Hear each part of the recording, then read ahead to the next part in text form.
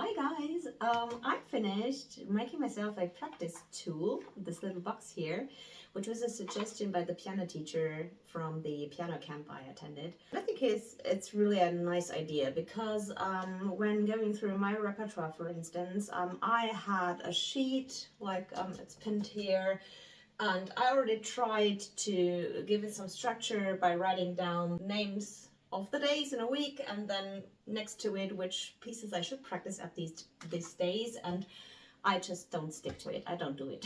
So, and then I wrote down all the pieces I like, and then I decided I cannot practice them all, so I decided to highlight more important ones, and then these were too many, and then I pinned some stickers next to them which are the important ones of the important ones, and then I decided to color them, which ones I already can play and which I keep forgetting, and yeah, it's a total mess and it really doesn't work so much. So this teacher came up with this box idea, and I think he meant it just for repertoire, but I extended it a little bit, and I think it's really a good idea, especially for people like me. I have ADHD and I'm not very structured actually, so I need something to hold on. So as you can see, I have these little cards, and they have all different colors. Different colors mean different focuses. What's the plural? Focus. Different things I want to focus on. So let's start here with the big ones. These big ones are my repertoire cards, and this is what the teacher suggested. He said, for every piece that you want to keep in your repertoire, or that you like so much that you want to repeat it, get back to it, but you keep forgetting it, just have one of these cards, and you write down the title, and you write down everything that is of most importance for the piece, for you, everything that helps you remember the piece. So for me, this is, for instance, the key it is in. It is probably the chord progression if it has one. It is certain things like I have to play leggero, or I have to think about having a dolce tone, or think about the staccatos, or don't go over the rests. Some things like what I have to do physically to get a nicer tone, or to reach a certain chord, or whatever. I write down, and these cards are not so big, so you have to limit yourself to a certain amount of really important things. And the great thing is that you don't even need a piano to practice it then, because you can have a look at the card and at the things you wrote down there, and you can just go through it mentally and practice it mentally if you want, or you just think a little bit about it and think then, well, there was this spot which was really difficult, I need to practice this one, so you don't have to go through the whole piece. And now let's get back to the box. So I have it in the box, and then I draw a card and I go through it. Either I play it or I just think about it and think, well, I can do it, it's okay. Whatever, I just spent some time with the card, and when I'm done, I put it in the last drawer. So this is out, so it's gone. So next day or same day, different session, I have to draw another one from the staple which is still here, so not from the ones I've done already. So this makes sure that I really go through everything and not just the same pieces all the time and the other ones neglected. Okay, so, and I know that from each color card, at least every day I have to do at least one card. I could do more, I don't have to do them all, but at least one. So even if I want to repeat cards that I put in the last drawer, I can do this, but I have to add one new card as well. And when all cards are done, then I can put them back in their original drawers, okay? So that's the one thing. And then I extended his suggestion. I added some more things which I think are really important. So the first thing are these small white ones here.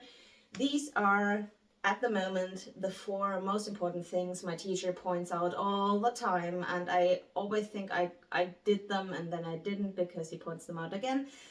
These are my technical biggest issues at the moment, which is having my fingers closer to the keys and not stick my fingers in the air like that. Because when you stick your fingers in the air, the way to the key is different for each finger, so it really hinders you to play evenly. So as long as you have contact with the keys with all fingers and then press them down, it's the best way to play evenly. and I'm practicing sonata facile at the moment with a lot of scale runs, and I really can hear how they are bumping and not even, so I need to focus on that very much. And together with this, always connected, I think he's been talking about that for at least half a year, even more, is having active fingers. So I really like, because I play a lot of Chopin and romantic music, I really like to use my wrist and the hand weight and everything to get a nice legato. And I keep forgetting that I have active fingers that also can press the keys down deliberately and help not only with the weight of my wrist, but also with the activation of my fingers. So I need to focus on that.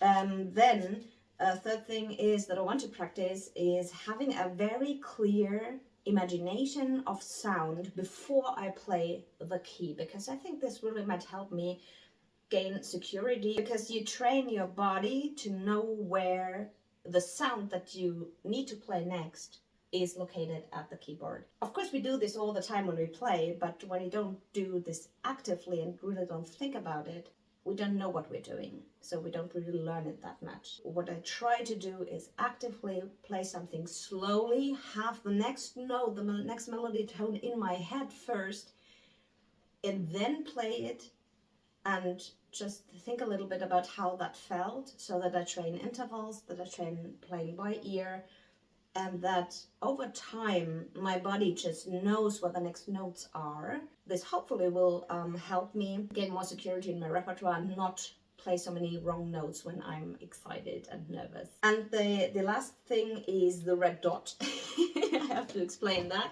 because I have a small hand, and especially when I'm playing octaves, I always feel like I need to play them at the very edge of the keys, so that I make sure I don't press any other keys with my flat hand. And this results in a lot of movement in and out with my hand. Also, when I have passages with white keys and then black keys are involved, usually I tend to play too much in front of the keys, but towards my belly. And then I have a very long way to get towards the black keys. And I don't dare so much to play more in the middle, at the border between black and white keys. And I should train that a little bit more. And a way to do this, because very often you don't realize that you're doing it wrong again, because you don't see it or it feels okay for you, so I have to raise the black keys, I will move inwards and it's okay. But when you want to gain speed, it's not okay anymore because you're too slow. So the thing is, a red dot at your wrist here. And then when you move your hand, you can see how this red dot, if you focus on that, how much it is wobbling around. Is it just going like this, or is it more stable? So how long are your waves? How much is this red dot really moving, and how fast?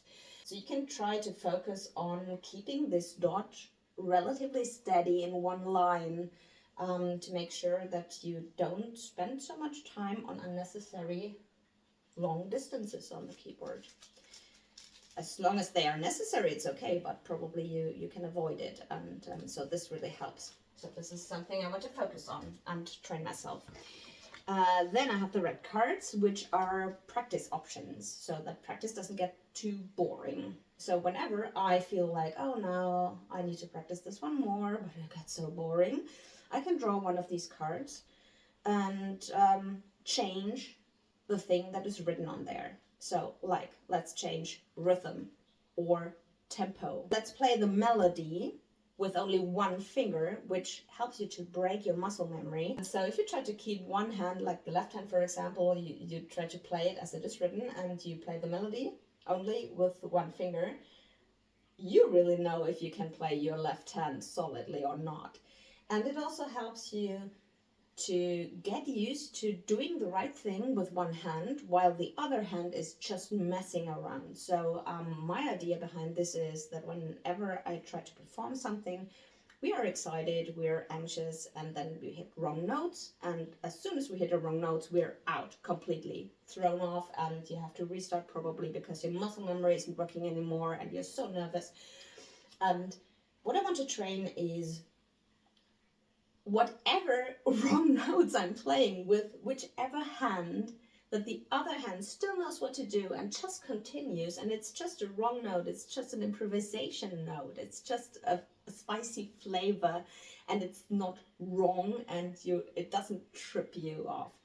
So yeah, this is I think a very good idea. Yeah, you could either move deliberately the emphasis in the bar, or you just can decide whenever I play my second finger, I emphasize it very much, or whenever I play a G, I emphasize this, which is really, really difficult, but it's fun.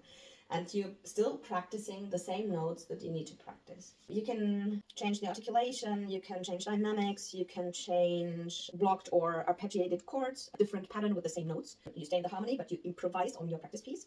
You can transpose it to a different key. If you get really bored, you can change from minor to major or diminished or whatever you like. And you don't train the muscle memory so much, but you get a lot more versatile. So if anything goes wrong, as I mentioned, you've been there already, you know it already, so it's not wrong for you, it's wrong for the piece, but it's nothing that you haven't encountered before, so you can handle it. You can play one bar and then hum the next bar, and then play one bar and hum the next bar. You can play one hand correctly and the other one just improvises anything.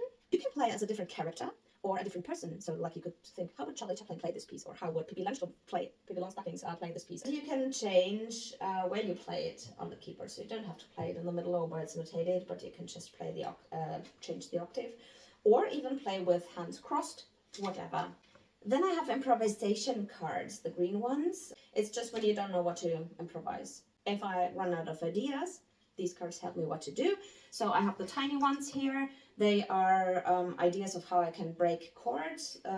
So I just made dots here, like I'm going from upper, lower, middle, or middle, lower, upper note, or whatever. So I could draw them and just get myself a random chord arpeggio pattern or whatever. And these are progression ideas, like I could play blues progression, I could play Passacaglia, the descending fifth progression, I could play a 2-5-1, I could play a 1-4-1-5-1, I could play a pop progression, I could play the Pachelbel chord progression, canon in D, yeah, whatever. So I need to make more of these to just get some idea of chord progressions. That might be nice, and then I can just pick any key I like, just have a look at the circular fifth, and just start playing. And then I have these yellow cards. These are my technical challenges that I want to work on every practice session.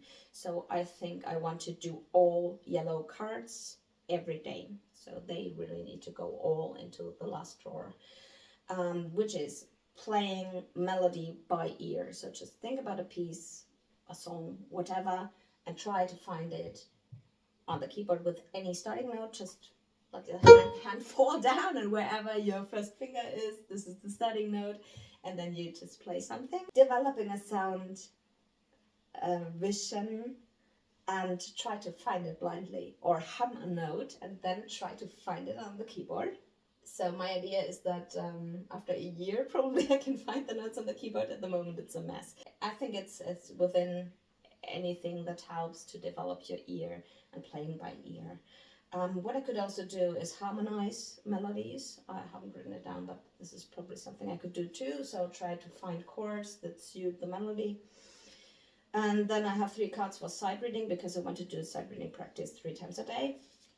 And an improv card, so that I do improvisation once a day. And all these things, they don't have to be long, so you don't have to spend 15 minutes on each of these cards. So probably your ear training will be just, okay, Sally Gardens.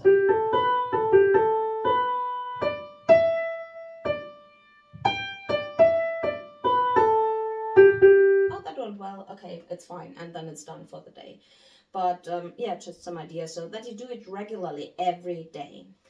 And the last thing, which at the moment it's a really huge pile, these little blue ones are the things I want to focus on my practice piece, and usually I write it all down in my sheet music. But then I feel like I get really distracted, so I have a lot of colored markings and everything there. And then I practice this a little, this a little, this a little, but it's not focused. So I think when I have these cards, probably I get more focus, because I draw a card, and it says sonata facile, like left hand F major scales. And then I go there and I practice the left hand F major scales in this piece. And I do not start from the beginning, play until there, and then, oh, I wanted to practice the scales and then go through them 3 times. But I just directly jump there and practice them. Keeping the rests, it's play dolce. So these are really anything that came into my mind that I want to focus on that is not practiced yet or that still needs improvement. I wrote it down here, and when I'm done with the piece, of course, I throw these away and then I get new ones for a new piece. So this is my practice box, and I think it's really a nice idea, and it will help me very much in the future to gain more focus and probably progress a little faster and not spend so much time on stupid things that don't really help me, because I spend so much time just studying at the beginning and playing through because it's fun. Yeah, it is fun, but it's not helpful. So yeah, I hope this helps you too and gives you a nice idea, especially if you are a very unfocused, fluttery person like myself. So for everyone who's got ADHD, probably this is an idea on how you can keep focus and not get lost in your practice and just end up in a rabbit hole. Have fun practicing. Bye.